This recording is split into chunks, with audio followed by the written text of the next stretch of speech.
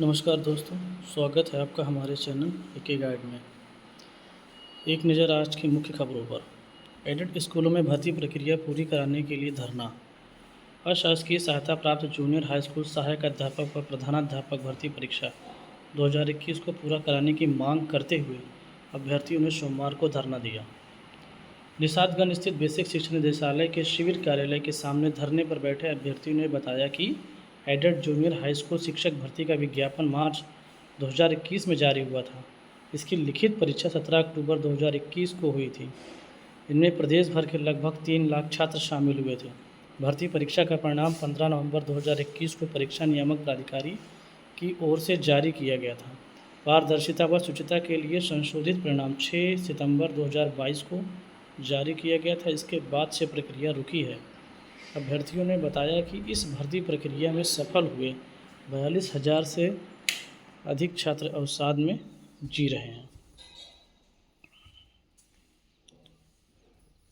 14 दिनों में जारी होंगे एसएससी की 4 नई भर्तियों के विज्ञापन। सरकारी भर्ती परीक्षा की तैयारी करने वाले छात्रों के लिए आने वाले 14 दिनों में कर्मचारी चयन आयोग एसएससी की ओर से जारी 4 नई भर्तियों का विज्ञापन जारी होगा। वहीं आगामी 3 महीने में 7 नई भर्तियों की परीक्षा भी आयोजित की जाएगी।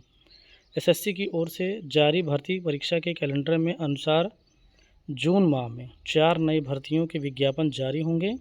इसी सप्ताह दिल्ली पुलिस और केंद्रीय सशस्त्र बलों में सब इंस्पेक्टर की भर्ती का विज्ञापन जारी हो सकता है, जिसके लिए ऑनलाइन आवेदन 7 जुलाई तक होंगे। 23 जून को सीएचएसएल की भर्ती का विज्ञापन जारी होगा। भर्ती के लिए अभ्यर्थियों को ऑनलाइन आवेदन के लिए 18 जुलाई तक का समय मिलेगा। निदेशालय ने भेजा प्रस्ताव पर परीक्षा योजना के इंतजार में अटकी भर्ती। उच्च शिक्षा निदेशालय की ओर से उत्तर प्रदेश लोक सेवा आयोग को 3 चरणों में 562 पदों का अधियाचन भेजा जा चुका है। इस माह 736 पदों का अधियाचन भेजने की तैयारी है। इसके बावजूद तय नहीं कि इन रिक्त पदों पर भर्ती कब शुरू होगी। आयोग ने असिस्टेंट प्रोफेसर भर्ती के प्रारूप परीक्षा में बदलाव का प्रस्ताव शासन को भेजा है, जिसे अभी मंजूरी नहीं मिली है। नए प्रस्ताव में असिस्टेंट प्रोफेसर भर्ती 3 चरणों की परीक्षा के माध्यम से कराने की योजना है। इनमें प्रारंभिक परीक्षा, मुख्य परीक्षा व इंटरव्यू शामिल हैं। प्रारंभिक परीक्षा अभ्यर्थियों की छंटनी के लिए होगी और मुख्य परीक्षा व इंटरव्यू के प्राप्तांकों के आधार अभ्यर्थियों का चयन किया जाएगा। इससे पहले 3 चरणों में भेजा गया असिस्टेंट प्रोफेसर के 562 पदों का भर्ती प्रस्ताव। इससे पहले सीधे इंटरव्यू के माध्यम से अभ्यर्थियों का चयन किया जाता था। इंटरव्यू से पहले अभ्यर्थियों की छंटनी के लिए स्क्रीनिंग परीक्षा आयोजित की जाती थी। केवल इंटरव्यू के माध्यम से चयन प्रक्रिया की पारदर्शिता को लेकर तमाम तरह के सवाल उठते थे। इसी वजह से आयोग ने परीक्षा प्रारूप में बदलाव का प्रस्ताव शासन को भेजा। उच्च शिक्षा निदेशालय की ओर से आयोग को 736 पदों का अधियाचन भेजे जाने के बाद आयोग के पास रिक्त पदों की संख्या बढ़कर 1298 हो जाएगी। बीएड का परिणाम आज। उत्तर प्रदेश संयुक्त बीएड प्रवेश परीक्षा 2025 का परिणाम मंगलवार 17 जून को दोपहर 1 बजे जारी किया जाएगा। लखनऊ में उच्च शिक्षा मंत्री योगेंद्र उपाध्याय व उच्च शिक्षा राज्य मंत्री रजनी तिवारी परिणाम जारी करेंगे। बुंदेलखंड यूनिवर्सिटी झांसी द्वारा 1 जून को बीएड प्रवेश परीक्षा का आयोजन किया गया था। विश्वविद्यालय के रजिस्ट्रार ने बताया कि प्रदेश के 69 जिलों में 751 केंद्रों पर प्रवेश परीक्षा आयोजित की गई थी। अग्निवीर परीक्षा में कलर प्रिंटआउट और आधार कार्ड लाना अनिवार्य। अग्निवीर भर्ती की लिखित परीक्षा 30 जून से 10 जुलाई तक होगी। सेना भर्ती कार्यालय ने बताया कि एडमिट कार्ड सेना की आधिकारिक वेबसाइट पर अपलोड कर दिए गए हैं, जिससे अभ्यर्थी डाउनलोड कर सकते हैं।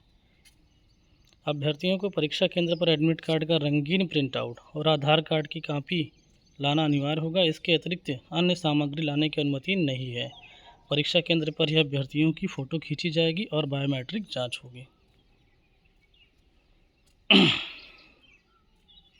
अभ्यर्थी पहुँचे, शिक्षा आयोग मांगे टीजीटी 2022 परीक्षा की तिथि। प्रवक्ता संवर्ग भर्ती 2022 को परीक्षा अगस्त के अंतिम सप्ताह में कराने कि उत्तर प्रदेश शिक्षा सेवा चयन आयोग की सूचना के बाद अब अभ्यर्थियों ने प्रशिक्षित स्नातक शिक्षक 2022 की परीक्षा तिथि घोषित किए जाने की मांग की है। अभ्यर्थी सोमवार को शिक्षा आयोग की अध्यक्ष प्रोफेसर कीर्ति पांडे से मिलने पहुंचे तो उनके लखनऊ में होने के कारण मुलाकात नहीं हुई। आयोग के बाहर अभ्यर्थियों के नारेबाजी करने के बाद परीक्षा नियंत्रक देवेंद्र प्रताप सिंह से उनकी बात हुई। उन्होंने आश्वस्त किया कि टीजीटी परीक्षा 30-31 जुलाई को कराने की तैयारी है, जिसके संबंध में शासन की अनुमति मांगी गई है। अध्यक्ष के लौटने के बाद परीक्षा तिथि घोषित की जाएगी।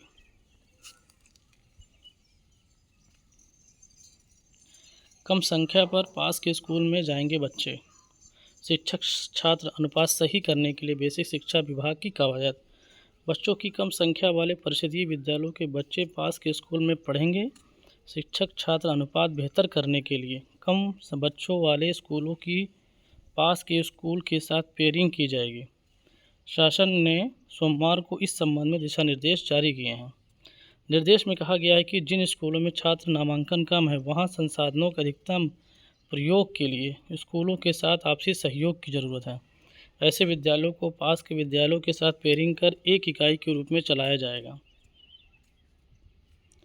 कम संख्या वाले स्कूलों में चलेंगी बाल वाटिका। दीपक कुमार ने स्पष्ट किया है कि पेयरिंग के बाद खाली स्कूल बंद नहीं होंगे। नई शिक्षा नीति में पूर्व प्राइमरी शिक्षा पर जोर दिया जाएगा। ऐसे में 3 से 6 साल के बच्चों के लिए सभी आंगनबाड़ी केंद्रों को बाल वाटिका घोषित किया गया है।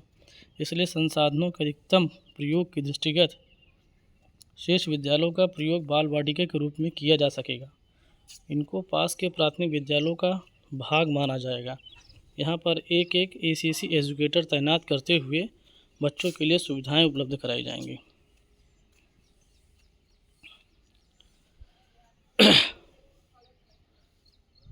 आज की मुख्य खबर यहीं तक दोस्तों, धन्यवाद।